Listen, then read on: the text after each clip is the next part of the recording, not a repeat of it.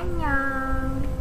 Jadi di sini aku akan menjelaskan tentang data warehouse, data mart, dan cara membuat visualisasi data di Looker Studio.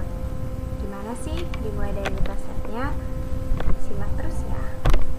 Pertama saya akan menjelaskan mengenai datasetnya. Dataset ini diambil dari kaggle.com.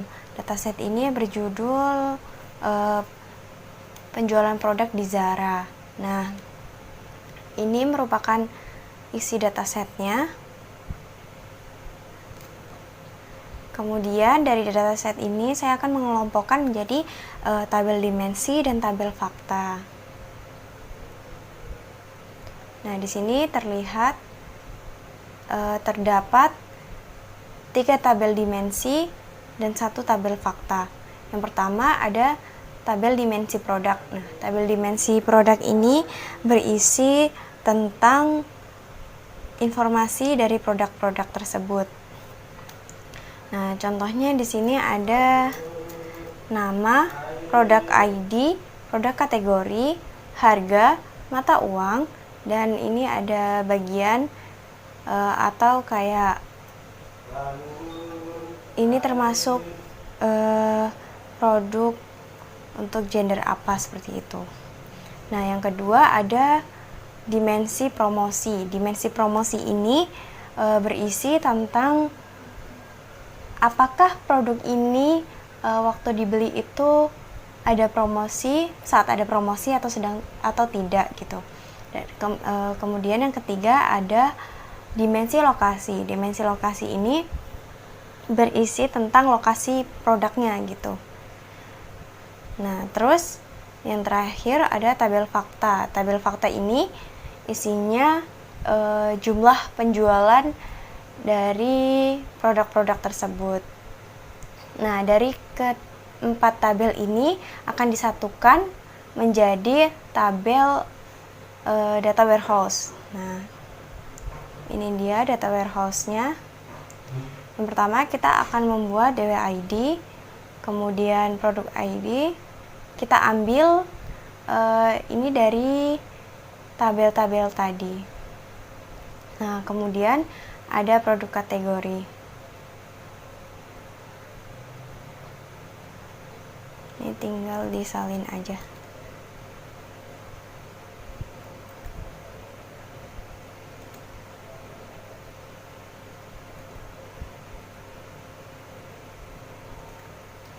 Nah, dari tabel dimensi dan fakta tadi kan kita satuin menjadi data warehouse. Setelah itu dari data warehouse ini diambil dari dataset yang tadi kita buat. Nah, kita lihat produk kategorinya. Di bagian produk kategori di sini dari kolom 5. Jadi kita edit aja ini menjadi 5. Enter. Kemudian kita klik 2 kali. Nah, ini juga tinggal kita salin aja.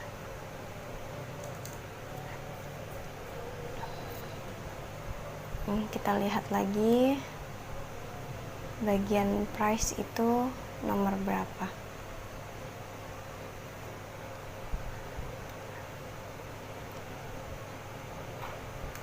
Jadi price itu di tabel ke-13.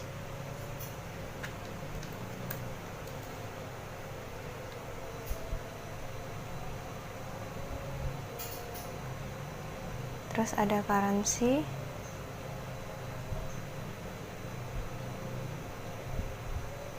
Ada di tabel 14. Ini kita salin aja dari yang tadi.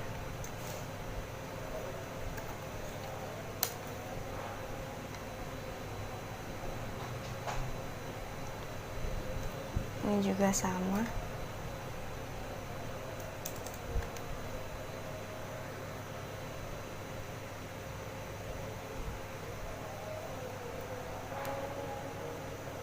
Di tabel ke-17.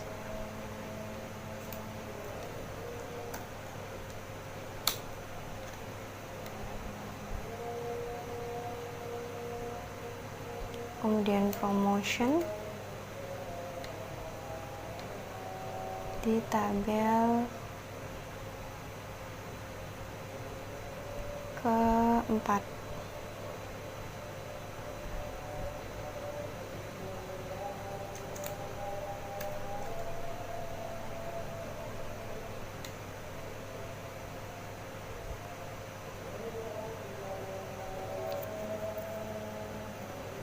Kemudian ada seasonal, kita lihat ada di tabel keberapa, kolom keberapa, ke-6.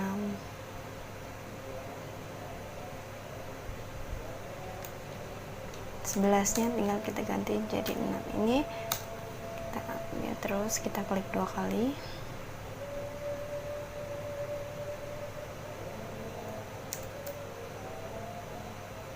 Bagian produk positionnya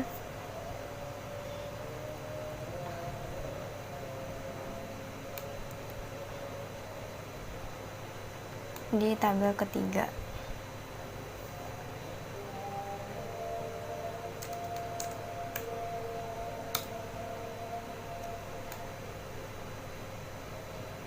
Nah, yang terakhir ada sales volume.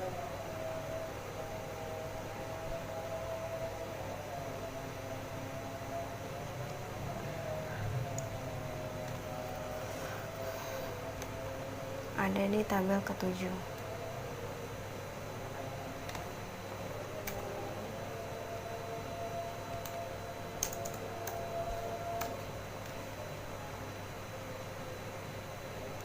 Nah, di sini kita telah berhasil membuat data warehouse.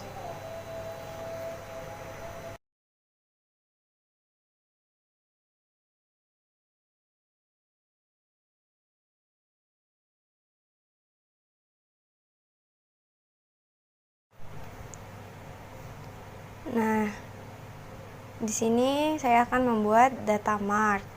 Data mart itu apa? Data mart itu gudang data tapi lebih terfokus. Nah, kalau yang data warehouse ini kan tadi kayak gudang data dari seluruh data gitu, baik di eksternal maupun di internal. Nah, yang dari data warehouse ini kan kita bentuk dari tabel dimensi dan tabel fakta tadi. Nah, kemudian setelah diisi dan dianalisis, kita akan membuat data mart. Data martnya itu di sini saya akan membuat data mart tentang penjualan. Nah, kalau kita data martnya tentang penjualan, berarti kita ambil data dari data warehouse ini, ya cuma yang kita butuhin buat penjualan aja. Nggak semua data di data warehouse kita masukin ke bagian data mart, seperti itu teman-teman. Kemudian di sini kita ambil, kita tulis dulu rumusnya.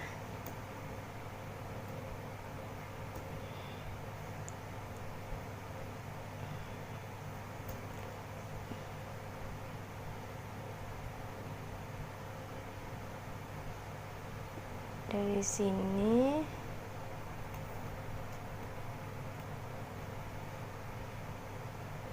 kemudian koma.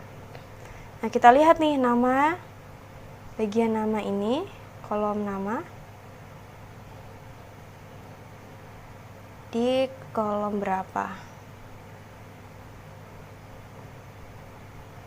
Nah, ini di kolom 3, berarti di sini kita tulis 3.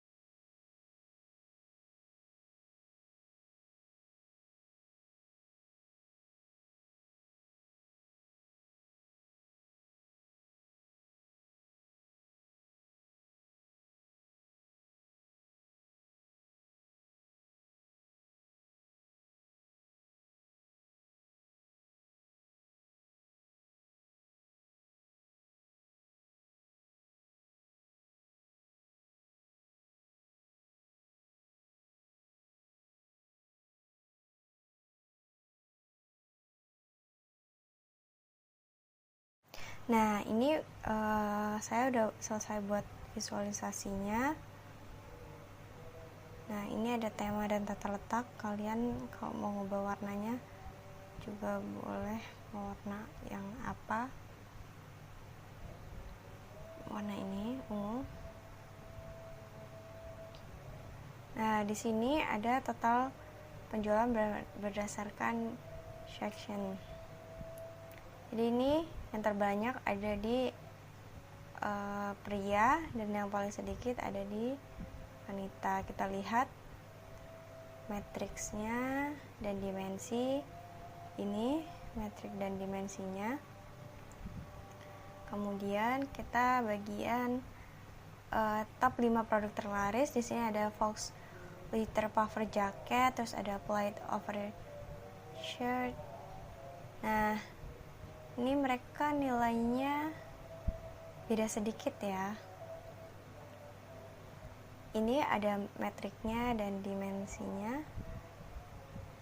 Nah, di bagian gaya di sini kalian bisa ngatur ininya, batangnya tuh kalian mau nampilin berapa. Karena di sini saya mau nampilin top 5 produk terlaris, jadi saya hanya menampilkan 5 batangnya aja. Ini tampilkan judul sumbu biar gak bingung.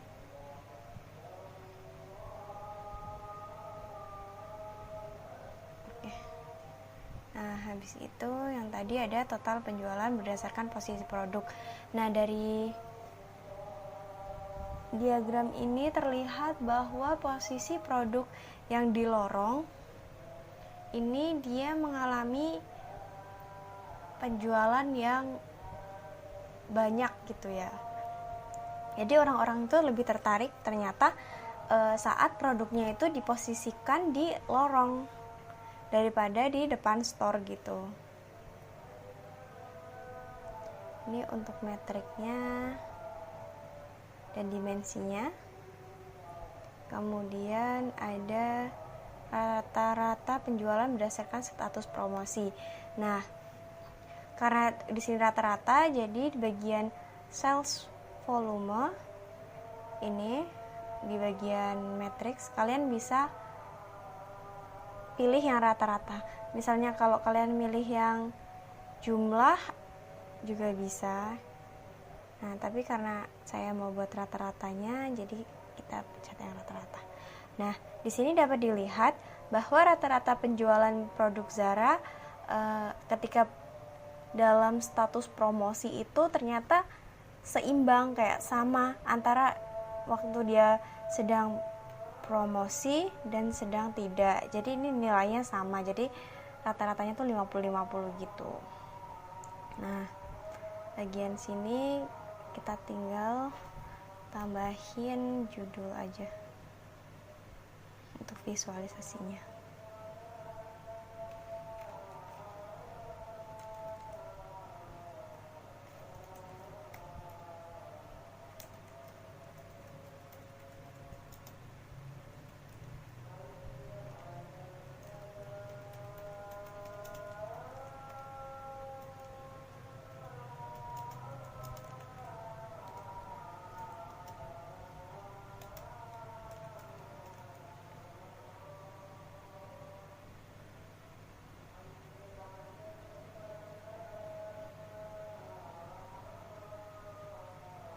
Kita pilih fontnya,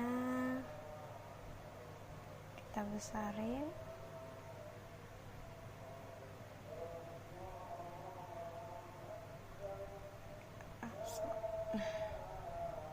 Ini contohnya. Nah, jadi ini adalah contoh dashboardnya. Kita lihat. Nah, jadi ini teman-teman sudah jadi. Kemudian kalian kalau mau nambah diagram lagi juga bisa.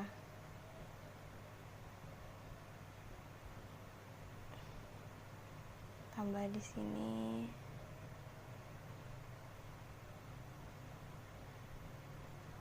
Nah, jadi total penjualan seluruhnya adalah ini. Kita taruh di kanan aja.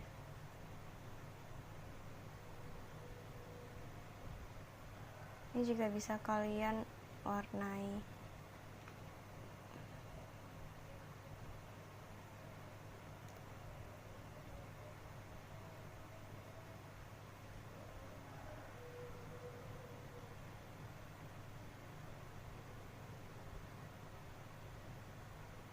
Atau enggak ini di bawah aja,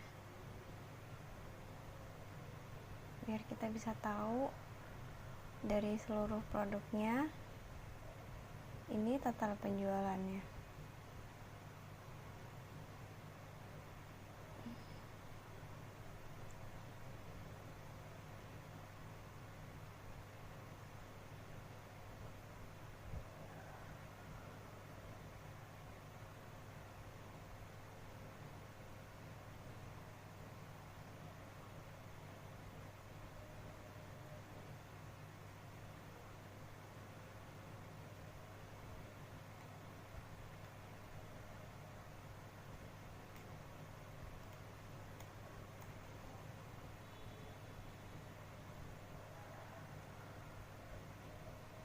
Ini kita ganti jadi price,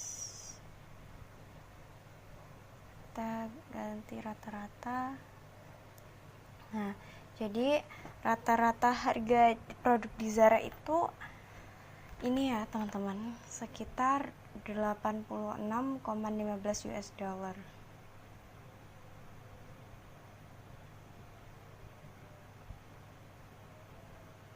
Nah, ini mata uangnya kita cari.